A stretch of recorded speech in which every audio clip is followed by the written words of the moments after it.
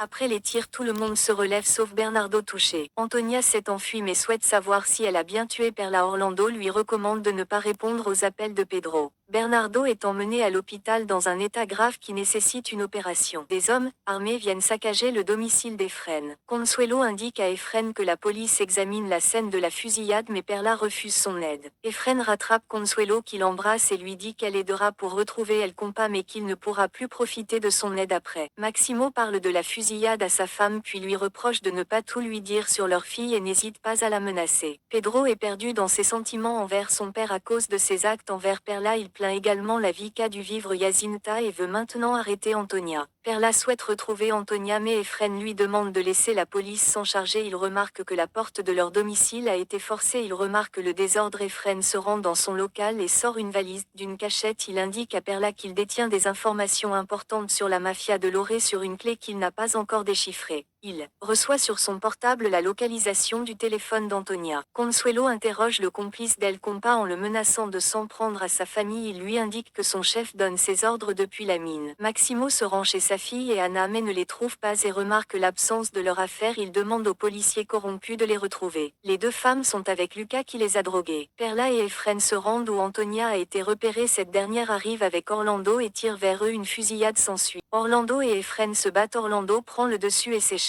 Antonia poursuit Perla mais son arme s'enraille et les deux femmes se battent. Perla prend le dessus mais Orlando la frappe et il s'enfuit avec Antonia. Pedro indique à Consuelo vouloir porter plainte contre Antonia pour la tentative de meurtre contre Bernardo et le meurtre de ses parents biologiques. Consuelo l'informe qu'un infirmier a avoué qu'Antonia l'a payé pour empoisonner Teresa. Il récupère Perla à l'hôpital qui va mieux. Antonia menace la directrice de l'orphelinat pour l'obliger à lui rendre service. Elle appelle ainsi Maximo à qui elle propose le pouvoir sur Perla en échange de sa protection. Maximo exige aussi qu'elle lui donne l'argent qu'elle a caché dans les paradis fiscaux. Un médecin s'entretient avec Perla quand elle revient. Elle annonce à Pedro la mort de Bernardo. Lucas déverrouille le portable de Sofia pour envoyer un message à Pedro pour lui demander de venir la chercher. Il arrive avec Inézel qui vont secourir Anna et Sofia bâillonnées. Lucas essaie de tirer sur Pedro sans réussir à l'atteindre. Quand son arme s'enraille, il décide de la cacher puis de se blesser et prétendre avoir été aussi attaqué. Des policiers retrouvent l'arme de Lucas mais sans empreinte. Consuelo pense que tous les proches de Perla sont des cibles. Anna et Sofia restent chez Pedro pour leur sécurité. Sofia pense que c'est son père qui est derrière leur attaque. Le grand-père de Lucas l'informe de la mort de Bernardo. Il réaffirme sa volonté de se venger du reste de la famille Zenteno. Pedro demande à Inézel de rester avec lui et ils passent la nuit ensemble. Le lendemain matin, il trouve dans le bureau de Bernardo une enveloppe qui contient une clé USB.